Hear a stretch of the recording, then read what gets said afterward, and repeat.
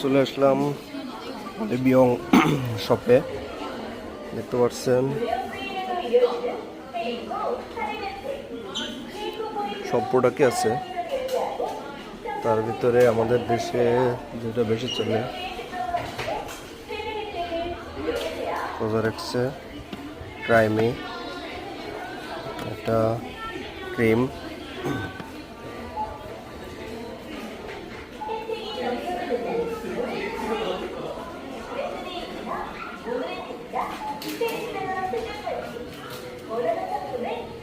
এখানে কত ধরনের যে প্রোডাক্ট আছে এটা আপনি গুনেই শেষ করতে পারবেন না।